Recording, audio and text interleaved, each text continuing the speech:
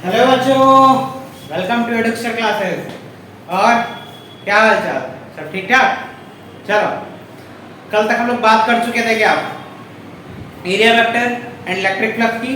And after that हम लोगों ने बात किया था क्या, गॉस लॉ का। अब बात करते हैं गॉस लॉ के एप्लीकेशंस की।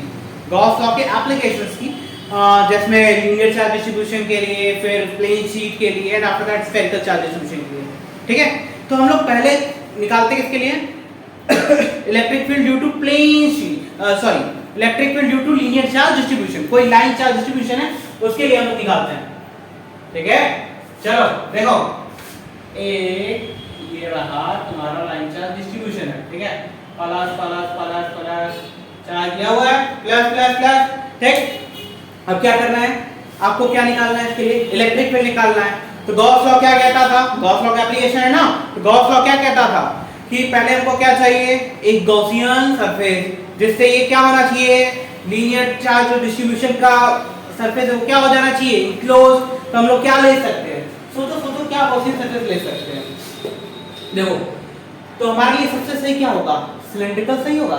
सिलेंड्रिकल सिमेट्री यहां पे देते हैं एक पूरा पूरा।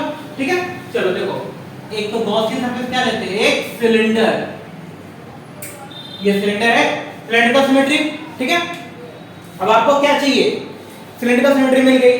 अब आपको क्या ढूंढना होता है, याद है Gauss law, phi equals to close integral E dot ds equals to q enclose upon epsilon naught. यही होता था ना, अरे बोलो, यही होता था ना, phi equals to close integral E dot ds equals to q enclose upon epsilon naught, ये होता था। अब देखो यहाँ पे पॉजिटिव चार्ज का एक लीनियर डिस्ट्रीब्यूशन, फटाक इस पे चार्ज डिस्ट्रीब्यूशन है, एक आपने सिलेंड्रिकल गॉसियन सरफेस अज्यूम किया हुआ है। ठीक है, अब आपको इसके लिए क्या निकालना है, इलेक्ट्रिक फील्ड। चल, पॉजिटिव चार्ज डिस्ट्रीब्यूशन है, तो ये बताओ डायरेक्शन ऑफ इलेक्ट्रिक फील्ड किधर होगा, अरे बोलो, इधर होगा, बाहर होगा। अब देखो, एक छोटू सा सरफेस, छोटू सा एरिया वेक्टर इस सरफेस पे लेते हैं, इसका एरिया वेक्टर डायरेक्शन किधर जाएगा, ऊपर, और इलेक्ट्रिक फील्ड का डायरेक्शन इधर। दोनों के बीच एंगल कितना है भाई, अरे बोलो, तो दोनों ही जो ये आपके सर्कुलर सरफेस दिख रहा है, इसके लिए एरिया वेक्टर इधर, इलेक्ट्रिक फील्ड इधर, दोनों के बीच का एंगल 90 डिग्री होगा।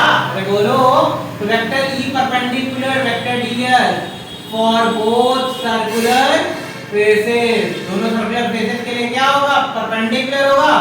जब परपेंडिकुलर होगा तो close integral E dot ds equal to क्या होता है, q by epsilon naught, close integral E ds cos perpendicular यानी 90, cos 90 equal to q by epsilon not. ठीक है, तो इसके लिए क्या हो जाएगा, वैल्यू कितनी आएगी, cos 90 की वजह से वैल्यू 0, यानी कि आपका जो अपर सरफेस है और लोअर सरफेस है उसकी वजह से कोई भी चीज आपको मिलने वाली नहीं है। कोई इलेक्ट्रिक फील्ड एग्जिस्ट नहीं कर रहा है।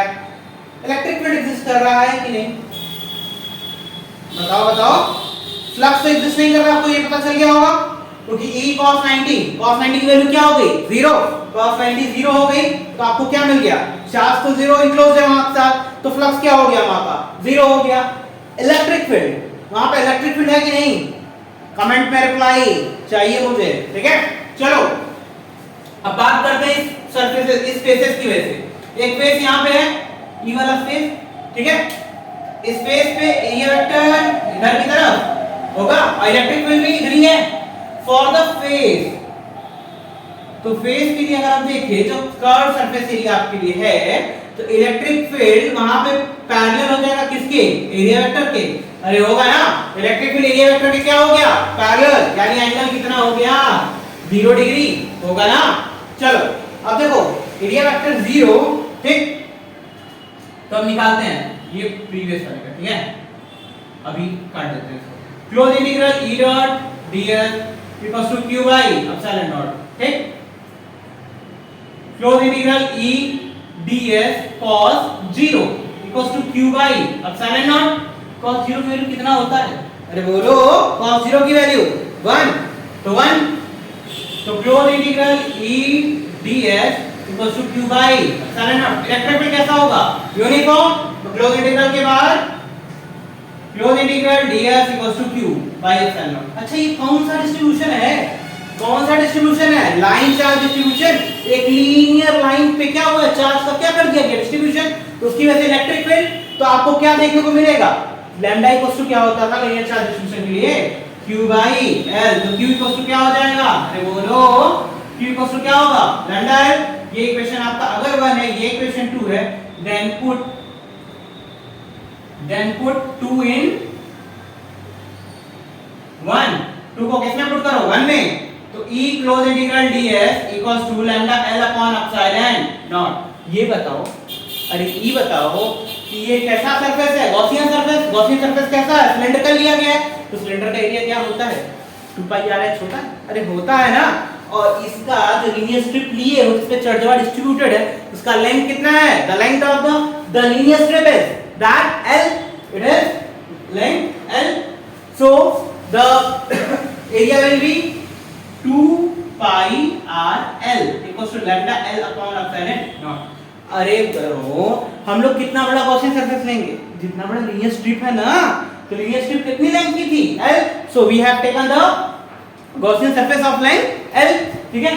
So l cancel out, so it will be E equals to lambda upon 2 pi r epsilon naught. होगा, अरे बोलो, होगा ना, ठीक है। नोट डाउन करो। अभी इसके डायरेक्शन और बाकी सारी चीजों पे बहुत सारे डिस्कशंस हैं, नोट करो जल्दी से।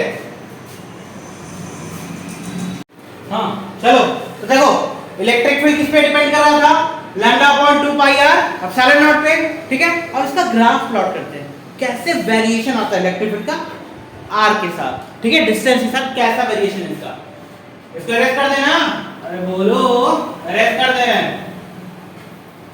देखो तो इलेक्ट्रिक फील्ड और पोजीशन के बीच में ग्राफ प्लॉट करते हैं, ठीक है। किसके लिए, लीनियर डिस्ट्रीब्यूशन के लिए। इधर इलेक्ट्रिक फील्ड और इधर r, ठीक है। और देखो इलेक्ट्रिक फील्ड और r का रिलेशन क्या है, इनवर्स प्रोपोर्शन में है। अरे एक बढ़ेगा तो दूसरा क्या होगा, घटेगा ना, बोलो घटेगा। यानी कि ये वाला ग्राफ कुछ ऐसा जाएगा, ये वाला होगा ना, कंटीन्यूअस डिक्रीज करेगा। चलो देखते हैं, r की वैल्यू बढ़ाते हैं, ठीक है। मान लेते हैं कांस्टेंट की है, r की वैल्यू पहले 1, तो इलेक्ट्रिक फील्ड की बाद में क्या कर दिए 2, k/2 हाफ हो गई। बाद में 3 कर दिए तो k/3। देखो r की वैल्यू बढ़ रही है, r की वैल्यू बढ़ रही है तो e की वैल्यू कंटीन्यूअसली क्या हो रही है, फटाक से बढ़ रही है। 1 पे मैक्सिमम क्या था, फिर 2 पे आते ही फटाक से हाफ हुआ, फिर घटना शुरू हुआ, तो कंटीन्यूअसली क्या करेगा, डिक्रीज कर रहा है, ठीक है। तो इलेक्ट्रिक फील्ड और r के साथ वेरिएशन ग्राफ में क्या देखने को मिलेगा, आपको डिक्रीजिंग ग्राफ देखने को मिलेगा, ठीक है। तो जो इलेक्ट्रिक फील्ड होता है लीनियर डिस्ट्रीब्यूशन के लिए वो क्या होता है, E equals to lambda upon 2 pi r epsilon naught. अब आपको एक क्वेश्चन मैंने स्टार्टिंग में पूछा था या बोला था, कमेंट करके बताओ, क्या बोला था कि वहां पे फ्लक्स जीरो होगा कि नहीं, इलेक्ट्रिक फील्ड जीरो होगा कि नहीं, बोला था ना। अरे वो वाला फिगर में याद है, जो भी पूछा लीनियर डिस्ट्रीब्यूशन के लिए, ये वाला बोलो बोलो। तो यहाँ वाला सरफेस, यहाँ वाला सरफेस, ठीक है। इलेक्ट्रिक फील्ड तो ये है ना, इलेक्ट्रिक फील्ड डायरेक्शन किधर है, पॉजिटिव से इधर, ठीक। और एरिया वेक्टर कहाँ है, नीचे। तो फ्लक्स क्या हो गया, जीरो हो जाएगा। फ्लक्स क्या हो जाएगा, जीरो, क्योंकि एंगल कितना बन रहा है 90 डिग्री। और कल ही तो पढ़े थे अभी हम लोग, फाई इक्वल क्या होता है, close integral E dot ds cos theta cos 90 कितना होता है, जीरो। यानी फ्लक्स कितना हो जाएगा, जीरो। होगा कि नहीं, होगा ना। तो फ्लक्स तो जीरो होगा। इलेक्ट्रिक फील्ड का क्या है, इलेक्ट्रिक फील्ड डायरेक्शन क्या है, फॉरवर्ड की तरफ है, ठीक है। अगर ये स्टेप आगे भी लीजिए तो फॉरवर्ड की तरफ है, ठीक है। लेकिन फ्लक्स आपका जीरो हो जा रहा है, जिसकी वजह से आप क्या कर पा रहे हो, फ्लक्स जीरो, तो इलेक्ट्रिक फील्ड भी क्या हो जा रहा है, वहां पे जीरो हो जा रहा है, ठीक है। अब बात करते हैं हम लोग किसकी, प्लेन शीट की। अरे किसकी, बोलो बदो, प्लेन शीट की। चलो निकालते हैं प्लेन शीट की। गिर गया, electric field due to plane sheet निकालना है, बोलो। स्क्वायर एस कर दें,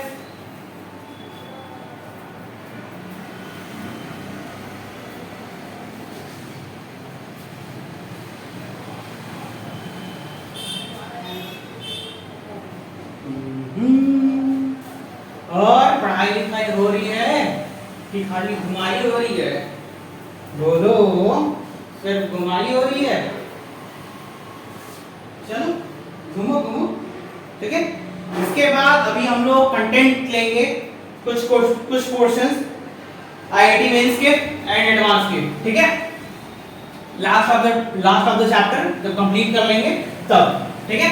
अभी तो आपके एकेडमिक लेवल्स के चल रहे हैं, रिलेटेड जो भी आपको टॉपिक पूछना है आप कमेंट बॉक्स में ड्रॉप कर दीजिए, ठीक है। उस चैप्टर फर्स्ट चैप्टर से रिलेटेड जो भी टॉपिक आपको बताया जाएगा, ठीक है। चलिए थोड़ा सा सूख जाने देते हैं और बताओ क्या क्या चल रहा है।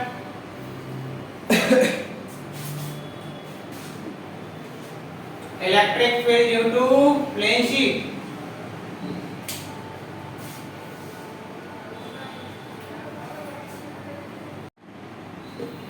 चलो electric field due to plane sheet देखते हैं। Electric field due to plane sheet, due to plane sheet, अरे बोलो होगा ना। चलो देखो शीट बोला हुआ है, ठीक है। तो एक शीट लेते हैं, कैसा शीट, अरे बोलो एक पीक्यू वाला शीट लेते हैं, ठीक है। पी क्यू आर एस एक शीट ले लिए। इसके ऊपर क्या है, चार्ज डिस्ट्रीब्यूशन है, पॉजिटिव चार्ज डिस्ट्रीब्यूशन है, ठीक। अब क्या करना पड़ेगा, इसके अंदर एक गॉसियन सरफेस है। कौन सा सरफेस, गॉसियन सरफेस। इसको क्रॉस करते हुए एक सिलेंडर लेते हैं, अज्यूम करते हैं इसके कुछ पोर्शन के लिए, क्योंकि इनफाइनाइट प्लेन शीट है ना ये, तो एक छोटे से पोर्शन के लिए लेते हैं हम लोग, ठीक है। चलो आइए एक हम लोग ले लिए गॉसियन वाला सरफेस, ठीक है। कौन सा सरफेस, गॉसियन सरफेस, ठीक है। अब देखो इसके इस वाले सरफेस से फ्लक्स याद है, गॉस लॉ क्या कहता था, बोलो गॉस लॉ क्या कहता था, phi equals to close integral E dot ds equals to q enclose epsilon naught. तो हमने प्लेन शीट के चार्जेस को क्या कर दिया, इनक्लोज कर दिया।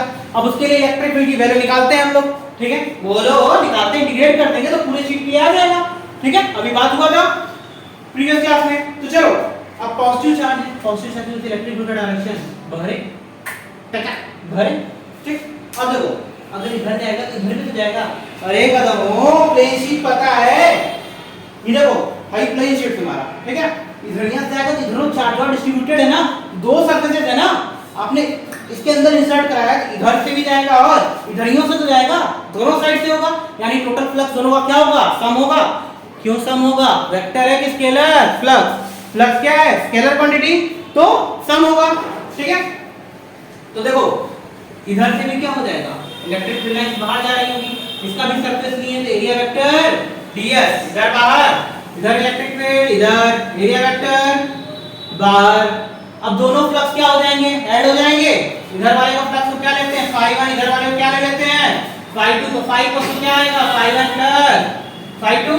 अब देखो phi equals to close integral, देखो दोनों सेम होगा ना, electric field same, area vector आपका एरिया भी क्या है सेम, दो surfaces to close integral E dot ds. अच्छा ये बताओ इलेक्ट्रिक फील्ड और एरिया वेक्टर दोनों क्या है, पैरेलल है, सेम डायरेक्शन में है ना। अरे बोलो देखो ये तुम्हारा सरफेस, इलेक्ट्रिक फील्ड इधर, एरिया वेक्टर इधर, सेम इलेक्ट्रिक फील्ड इधर, एरिया वेक्टर इधर, यानी दोनों के बीच का एंगल कितना हो गया 0 डिग्री, पैरेलल हो गया ना। इलेक्ट्रिक फील्ड और एरिया वेक्टर पैरेलल, तो थीटा क्या हो गया 0, phi का close integral e ds cos 0। अब इस किसके इक्वल था, अरे कदमों कल का किसके इक्वल था, q बाई एप्सिलॉन नॉट, बोलो कदमों कदइयों q बाई एप्सिलॉन नॉट। अब देखो इलेक्ट्रिक फील्ड कांस्टेंट बाहर करो, 2e close integral ds equals to q by epsilon naught होगा, होगा। चलो अब इस सरफेस पे डिस्ट्रीब्यूशन है, तो यहां पे कौन सी डेंसिटी वर्क कर रही है, अरे कौन सी डेंसिटी वर्क कर रही है, surface charge density. Surface charge density की वैल्यू कितनी थी, sigma equals to q by s। अरे चार्ज डिस्ट्रीब्यूशन याद है, तो सिग्मा इक्वल्स टू क्या होगा q बाई s, तो q इक्वल्स टू क्या हो जाएगा सिग्मा s, पुट कर दे इसकी value So 2 close integral ds equals to sigma s upon epsilon naught होगा। अब देखो छोटे सा एरिया ऐसे लेते जाएंगे उसको इंटीग्रेट करें पूरे सरफेस पूरे प्लेन शीट का एरिया मिल जाएगा। बात हुआ था ना कि जो आपका इंटीग्रेशन होता है क्या छोटे एरियाज को इंटीग्रेट करता है, सम करता है। कौन सा सम? वेक्टर की स्केलर सम। अब देखो ds इंटीग्रेट हुआ तो क्या है 2es equals to sigma s upon epsilon naught s से s क्या हो जाएगा, कट जाएगा, क्या बचा e equals to sigma upon 2 epsilon naught. होगा कि नहीं? आया? ठीक है। तो जो आपका देखिए इलेक्ट्रिक फील्ड प्लेन शीट क्या किस पे डिपेंड कर रहा है, surface charge density and medium पे। ठीक है, चलो अब नेक्स्ट क्लास में मिलेंगे। तो आपको स्फेरिकल का एक बचा हुआ है गॉस लॉ का एप्लीकेशन एंड आफ्टर दैट कुछ न्यूमेरिकल्स करेंगे और बोला था ना कुछ टॉपिक मेंस और एडवांस पे उठाए जाएंगे जो डिस्कस किए जाएंगे। ठीक है, so don't miss class. Thank you.